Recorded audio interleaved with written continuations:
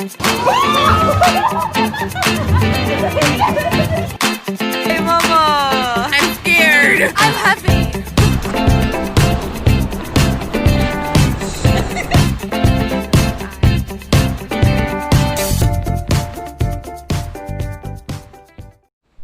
Hey guys, it's Momo. Welcome back to my channel. If you're new here, please go ahead and hit the subscribe button, and don't forget to turn your post notifications on so you can get notified when I post another cool video. So by the title, you already know what we're going to be talking about today. So I have with me here Kita. Please introduce yourself. I'm Kita from Trinidad and Tobago. That's all you're gonna tell the people? What else do I tell them? I live in Toyama City.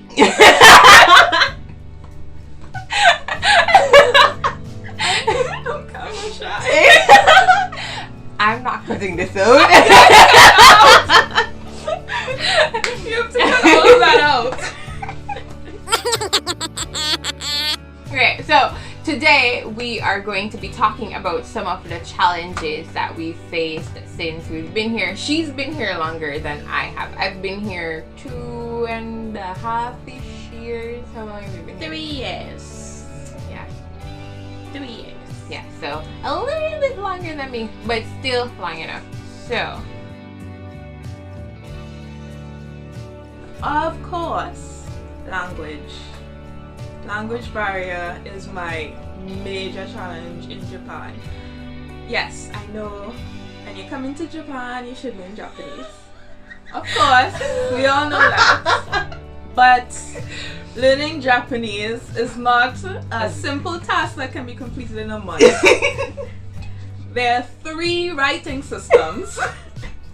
and 2 speaking systems. There is regular Japanese, and then there's Keigo. Yeah. Which is polite. Super polite Japanese. Yeah. So it's not as simple as you would think. Like, the basics that you will learn doesn't really help you in living here. When you come here, no one speaks English, contrary to what you might think. People actually don't speak English, even in Tokyo. Just a little, But if you ask any real questions, they don't understand, and even then you have to use like the Japanese pronunciation for all of your English. Yeah. And I see that a lot in my classroom. I would say something in English and they don't get it at all until I say it like the Japanese way. And if you say cake and you're like, and then you're like cakey, and they're like, No. Yeah, language is also a challenge for me because it's, as you said, like it's really hard having like real conversations with people. You have to get used to broken English, like understanding broken English. So that's just some Japanese. Yeah, there's some people who speak English, but then there are others who have really good understanding of English, and those are not a lot. Yeah, they're not a lot. But one of the things though that I have encountered, people who have like really huge vocabularies, but then their understanding is not there. So they know a lot of words, but when you try to have like an actual conversation, then it's like you're hitting a wall. Oh yeah. Kind of. So one of the things is in the classroom they focus a lot on like grammar and learning words and stuff, but they don't focus as much on speaking and listening. So you'll find that there's a lot of miscommunication when a native teacher comes into the classroom. Getting used to people moving from beside me when I go on the train or when I sit anywhere. It's not like I don't go crazy and I don't get mad or whatever, but it did need some getting used to. I don't even know if it's a challenge per se, but it's just one of those things that, look, if I'm having a bad day, it bothers me. On a regular day, I don't mind, especially now with the situation that we have. Woo! Give me my space. But I tell people all the time, I can part the crowd like the Red Sea. I am Moses here. when I step on a crowded train, and I always have space around me. And if there is a seat, well, not all the time, but sometimes people, like, I'll sit down and people will get up, or I'll be sitting down and they'll be coming, and when they see me, they turn back. So I've had that. And I remember this one time I was on a train and I was tired and I was not going to stand the whole journey. So I sat down, and this girl, she was sitting down, and there was a lot of room in between us, and the girl was trying to melt into the train, like melt. She was trying so hard to melt into the so she didn't have to be close to me. Does that ever happen to you? I've never experienced someone getting up. I've never had that, and I don't think I've been in a situation where I feel like people moved away from me, but I have been in situations where people would not choose to sit next to me, right? If there's space, like the seat would be the last seat to disappear, and it would be because someone just really wants to sit down and they're like, I guess I'll sit next to the foreigner. That's the only thing I can say that I've encountered in terms of that kind of situation. Yeah, I've had that happen to me too. The areas near me are usually the very last to actually be filled up. But there was one time at Costco. There was a girl. She was a Japanese girl. She was probably about maybe like 10, 11 or so. She saw me and she freaked out. She freaked out, and I was just standing in the store and I just saw this girl start to freak out. I did not know what was going on, and I turned and I looked at her and she was freaking out, and only after a while I realized, oh, it's me. with kids, I don't pay them any mind, kids, because it's kind of like they're kids. So I didn't mind too much about it. I mean, she just didn't want to pass next to me. I have no idea why. But because, like, when I just came here, what actually helped me is to think about the fact that my very first time seeing a white person, and I'm from Jamaica where there are a lot of tourists, my very first time having an encounter with a white person, I was fascinated. It was the first time I was seeing somebody who looked different from me, and I was just there staring. But I had the opposite reaction. I don't run around and scream. If I'm scared or I'm panicking, you will never know. So I'm not the run around and scream and cry person. But I was kind of like, this is a strange person. But yeah, so kids have opposite reactions to me sometimes. Sometimes they're like, oh, Sugoi! Oh yeah. And sometimes they're like, so it depends. I think it depends on the kid. Yeah, I definitely have both. I have some that they see me and they're like, wow, I want to get closer to you. Yeah. And then there are other kids that are like, why do you look like that? With grocery shopping,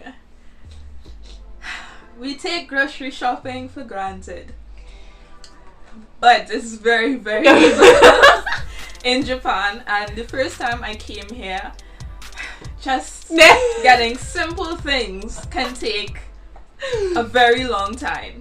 Yes. Because if you can't read the kanji, you can encounter many problems because you don't realize how many things look exactly the same. You're picking up sugar and think it's salt. Yeah.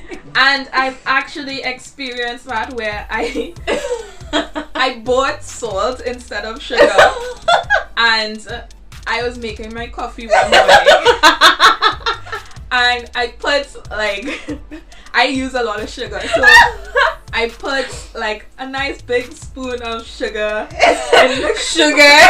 in the coffee, and I took a nice big gulp of it and then spit it in the kitchen sink because it was salt. Oh my god. used in the coffee.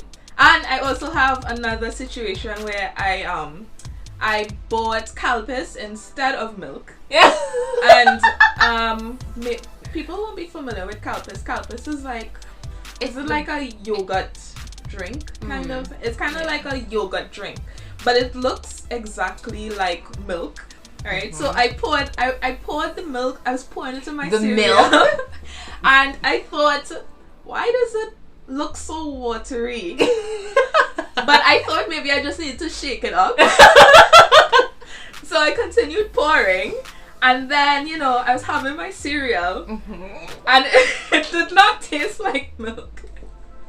But was it good? Yogurt and cereal? I threw the bowl out. It was terrible. Oh wait, yeah. Yogurt here is kind of sour-ish. Oh yeah, the yogurt drink. The Calpis has a kind of a sour. I hate Calpis, so that was the only time I had it. Right, so that was my experience with Calpis. But in general, shopping is difficult. Yeah, it takes a very long time because I can't read the kanji. So I have to use Google Translate to check each takes forever. item. Right? So once I get used to like certain brands and certain packaging and kanji and stuff, I can be like, okay, I know what this is. I can just pick this up and I can go. Right? Yeah. Well, in one of my last videos, I mentioned the fact that I go by how things look.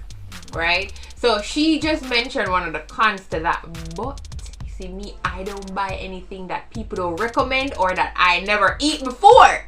And I'm one of those people, I'd be like, oh, can you say, because I'm in so many groups for foreigners in Japan, and I'm one of those, I'm like, hey, can anybody send me a picture of what this should look like? Or I'll post it somewhere online, or I'll Google it. So I will go, I will not know the section it's at, but I will walk around the entire supermarket until I find a specific package, and if they don't have that brand, then that's I get joke. But yeah, so I'm an adventurer. I just like to jump in and see what happens. No. Yo, I'll be I walk through. If it's really cheap and I'm like, this looks nice, I'll buy it and test it if I'm in the mood to be adventurous. Otherwise, no, I'm not doing it. I'm not buying it at all. I mean, that's fair. Yeah. Do you eat? Are you a picky eater? I didn't know I was a picky eater until I came here. Me too! In Jamaica, I eat everything. Like, my parents used to brag about the fact that they could cook anything and I would eat it. But coming to Japan, I realized that and a lot of things they're really an acquired taste. Like, you really need to acquire the taste for it. Yeah, you kind of have to get used to the palate here before you can be like, okay, I like this. Yeah. I trained myself. Like, in my last video, guys, I said I trained myself for a month before I could actually eat school lunch, or before I would actually go out and eat certain things. Like, I had to be testing stuff, training myself to be okay with so things. Glad I don't have school lunch. Oh yeah. Do they understand like high school doesn't have school lunch? Well, I teach in high school, so I teach in junior high school, and I used to teach in elementary school too. Elementary school and junior high school, they have school lunch. So elementary school is what we would call primary school. Junior high school is grades 7, 8, and 9, and she teaches senior high school, which is like high school, but like the grades above that. Secondary school. Yeah, and they don't bring school lunch. But guess what? School lunch is cheap, okay? Really cheap, and I don't need to prepare anything, and I don't need to buy anything. I don't need to do anything. I can cook my delicious food at home or go buy my delicious food. Ain't nobody got... Listen, for all you people out there, I do not like to cook. Me I neither. don't like to I cook. hate cooking. Listen, my fridge is forever empty because I don't buy anything that can spoil, because I know I've like, I'm not proud of it, but I've had to throw away stuff, like, because like one time Milena came here and Milena went in my fridge and Milena was like, when did you buy these eggs? When did you buy this? When did you buy this? And she's like, Momo, they're expired because I don't cook. So I don't one buy of the anything. things here is that food items expire Really quickly. right? Like vegetables rot so fast that I don't just buy vegetables. I have to be using it the day. Yeah. So like I will buy like a bag of vegetables, like, you know, they have vegetables. Yeah, the ready-made bags. Yeah, I buy that because I know that will last longer, because when I open the bag is when it would really start to rot. So I buy those. And fruits, be careful, everything rots really fast. The expiration date for like milk and eggs and all those things are very short. Honestly speaking, I use them. That's the Caribbean in you. If it doesn't smell spoiled or it looks spoiled. But a lot of stuff, actually, I think, actually, Japan has one of the highest food wastage in the world. And a lot of stuff, it's not expired. It's best if used by. It don't expire at all. So if it do smell bad and it do look bad and you taste it and it do taste bad, do your business. Yeah, because I've had yogurt that's past the expiration date and it tastes fantastic. Yeah, I don't play with dairy. No, yogurt it was good. I tasted it. It was fine. Okay.